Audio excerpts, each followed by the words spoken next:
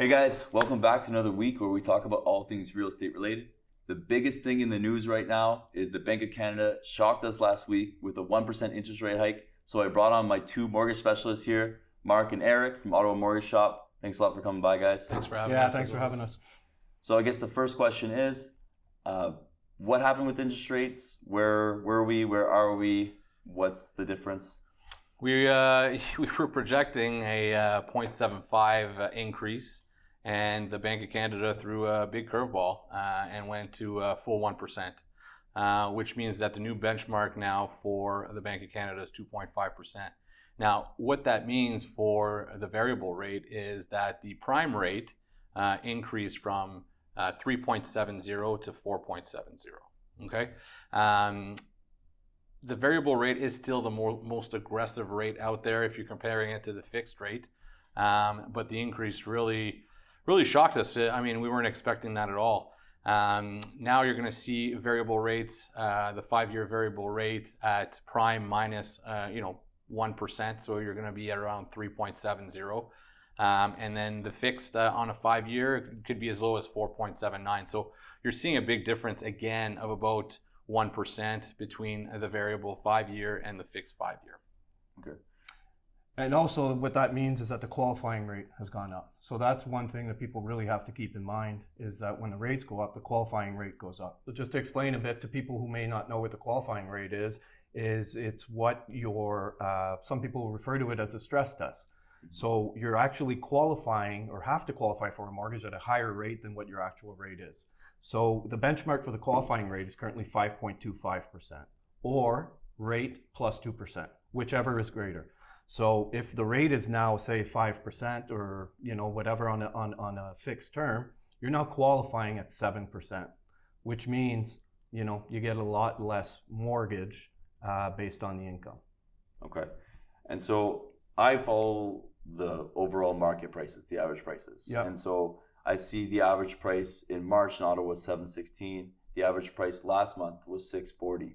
And on looking at that, I see a lot of people saying, oh, wow, you overpaid for your house in March. But when we sat down and did the math, and I'll let you tell it, but who got the better deal there? Well, that's it. So as you're saying, March 716, rate back in March was around 2.99, which on average, if you had a 20% down payment, meant a monthly mortgage payment of $2709.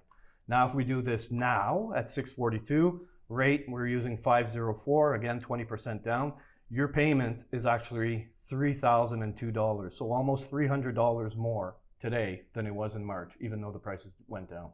Yeah, so that like mind-blowing to me, right? And I think that's the biggest thing that I think people need to know, is that unless you're buying this house cash or you're an investor, if you're buying this house because you want to own a home in Canada, like so many millions of Canadians are looking to do, right? And the news has been telling us for the last couple of years that we'll never be able to afford a home. Right. But in fact, if the people who are waiting for prices to go down are actually getting priced out of the market because interest rates are coming up. They totally are. And, and every indication is that interest rates aren't done going up.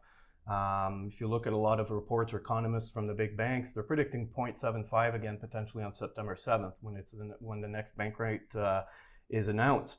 So, my math quickly tells me that unless property value goes down from 17% from where it is today to when this next announcement is going to be done, you're better off buying today.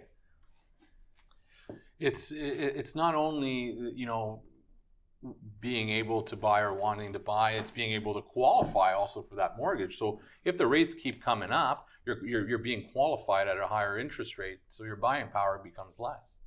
So a lot of people, and you see it on the news, they're still on the fence. Should I be going in? Should I not? Are the prices going to be going down?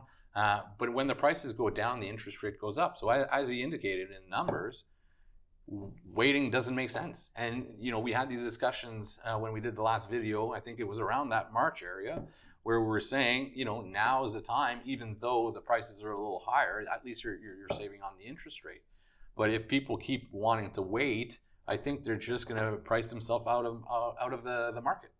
Yeah, for sure. And that's the thing, I see that every day on my side of things too, is people get so caught up on the purchase price of the home, but they know that they need to know that they buy a home based on the down payment and on their monthly payments, right? And if they get a payment they can afford. I mean, also too, I don't know what people are paying in rent these days, right? And what it's costing them to wait. Well, let's use an average townhouse in Ottawa. You know, I'm using $2,500 a month here, which is not unreasonable. It's pretty much what the going rate is for a newer type townhouse. So if you're paying $2,500 a month over, let's just use 2 years. So you've actually paid $60,000 in rent that you're never going to see again. Or you get a mortgage of $500,000 at today's rate. Your payment is $2,934, so about $400 more than you know what rent is, which means $70,416 over 2 years in payments. But $35,000 approximately of that $70,000 is actually coming back in your pocket because you're building, you know, you're paying down your mortgage.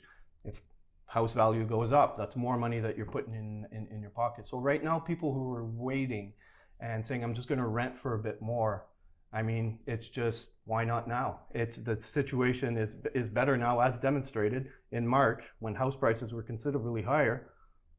People were paying less for a mortgage than they are today. Yeah, I mean, and we're not even talking about how long those people have been renting for. That's the biggest thing for me, and that's why I wanted to shoot this video today too, is because I have people that have been waiting for years for the market to crash, and they're so worse off the longer that they wait. When you're looking at how, you know, and it's crazy. You look at Ottawa and you see all these $1 million homes everywhere that are being sold, but you know, you don't have that many millionaires. People started somewhere, build equity, from that equity, purchased another home, and so on and so forth, and became to a place where they can afford $1 million home. But you got to start somewhere. And going into the market right now, if you're qualifying with your income and if you got the down payment, now's the time to do it. So you can take a shorter term. You don't have to take your 5-year fix if you didn't want to. You take a shorter term, or you take a variable term. Yeah, absolutely. Where in 2 years from now, when interest rates, or two and a half years, when the interest rates start coming back down, then you can refinance the property, get the lower rate, and save on payment. But right now is the time to get into the market while the prices are low.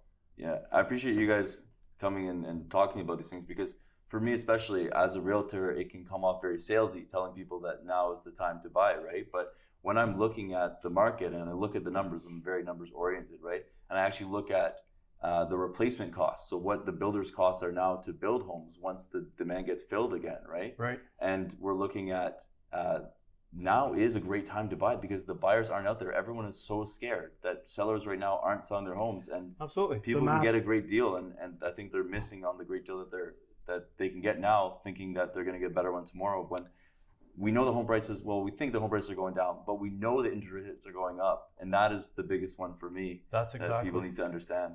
Exactly. And when people are looking at the market, don't forget, now that there's a lot on the market and that a lot of the houses are going under asking now, you could put that financing condition in.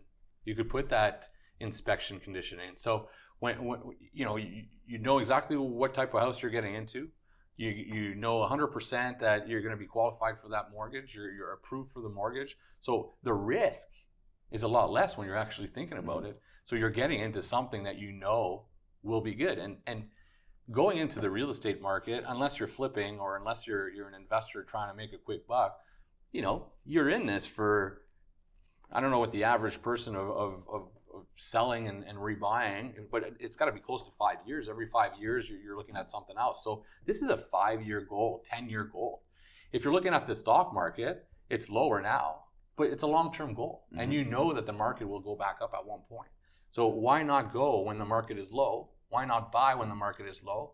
And later on, you're going to have your money. You're going to have your equity.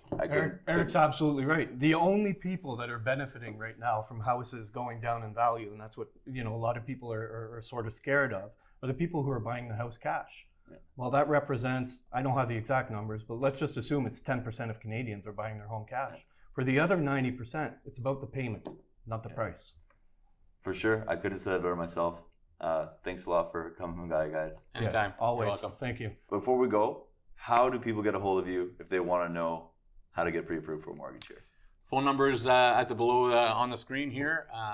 We answer our phone, so give us a call if you have more questions, or visit our website is ottawamortgageshop.com. Awesome. Thanks again, guys. Thank you.